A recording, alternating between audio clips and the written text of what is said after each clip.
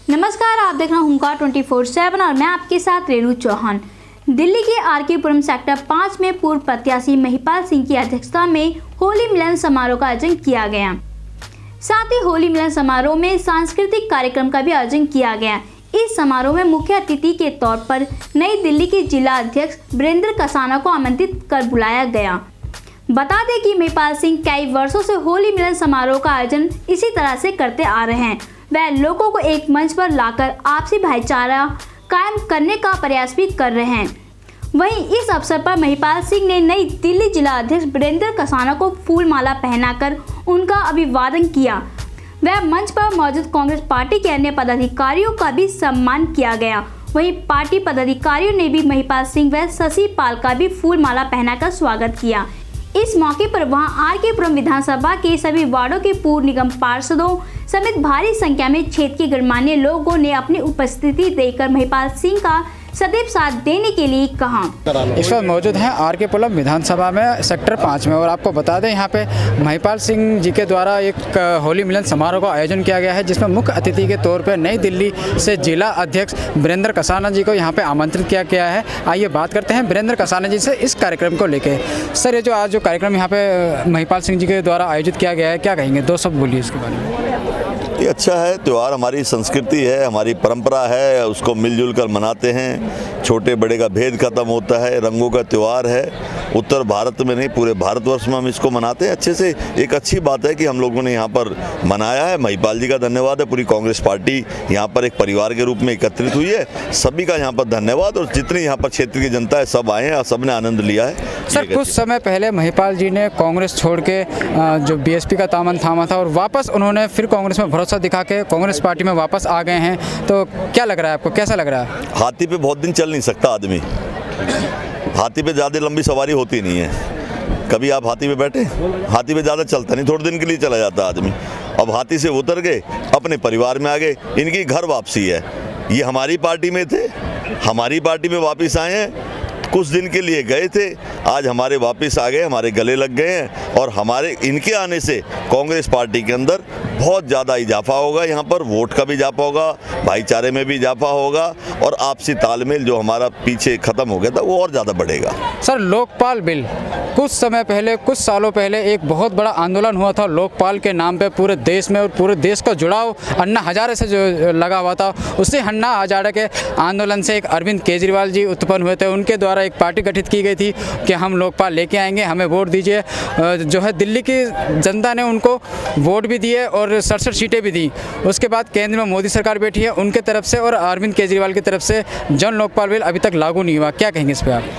देखिए, इन्होंने खाली इस्तेमाल किया अन्ना हजारे को, और आज अन्ना हजारे जी को भी ये सोचना चाहिए कि उनको क्यों इस्तेमाल हुआ।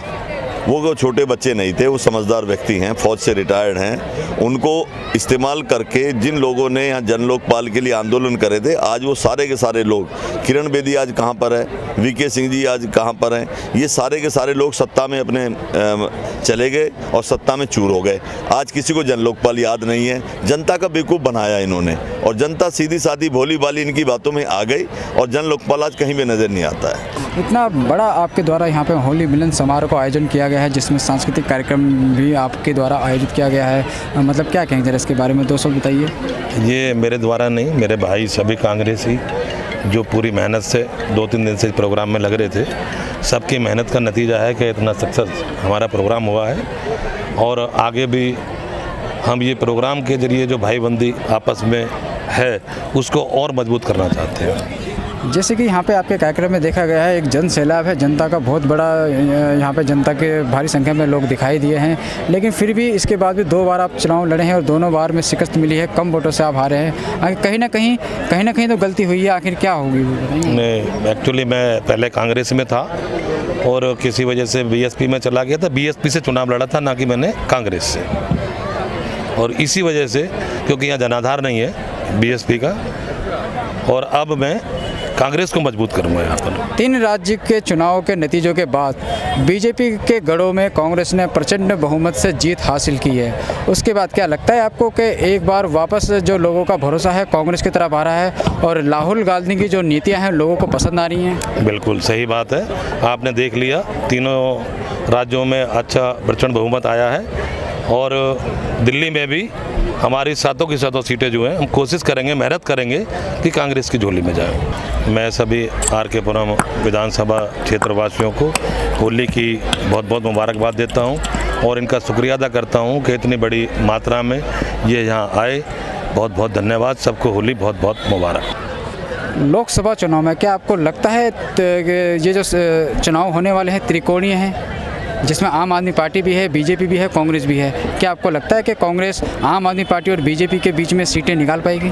बिल्कुल निकाल पाएगी, क्योंकि इस टाइम जो जनता है, चाहे सरकारी आदमी नौकर है, चाहे कोई छोटा व्यापारी है, चाहे जो बेरोजगार युवा है हमारे साथी हैं, सब लोग इन दोनों पार्टियों से तंग आ चुके हैं। अब सिर्फ उन सबको भी यही लग रहा है कि अगर हमारा भला हो सकता है तो सिर्फ कांग्रेस पार्टी में हो सकता है। इसलिए सब ने मूड बना लिया है कि कांग्रेस पार्टी को ही जिताना है और केंद्र में भी कांग्रेस पार्टी को लाना है। इसका मतलब विधानसभा में भी आपको लगता है कि कांग्रेस को बहुमत मिल पाएगा, लोगों का समर्थन एक बार फिर वापस जो कांग्रेस से टूट के आम आदमी पार्टी की तरफ जिनका जुड़ाव हो गया था वापस कांग्रेस की तरफ आएंगे? पक्का 100% आएंगे, क्योंकि आम आदमी पार्टी की सरकार ने दिल्ली में रहते हुए कुछ भी नहीं करा है, लोगों के भलाई का कोई काम नहीं करा है, बल्कि वो पुराने कामों की, पुरानी योजनाओं को चलाए जा रहे हैं। इसलिए जनता अब ये चाहती है कि पहले वाला राज आ जाए, जो श्रीमती शीला दीक्षित के राज में जो दिल्ली में विकास हुआ था इतना ज़्यादा, वो दोबारा से हो।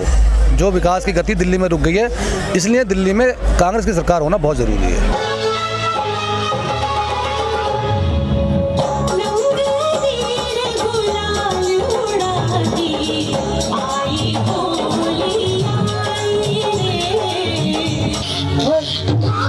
भाई एक बार जोरदार तालियां बजा दी। देखिए भगवान श्री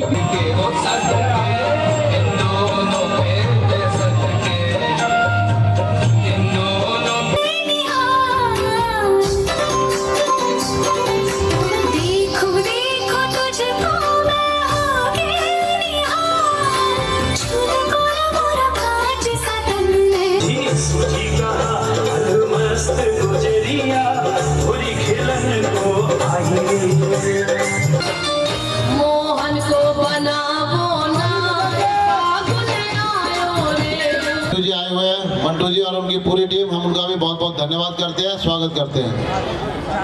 अब मैं थोड़ा सा समय और आपका लूंगा 2 मिनट का, क्योंकि जो अतिथि का आप लोग आए हुए हो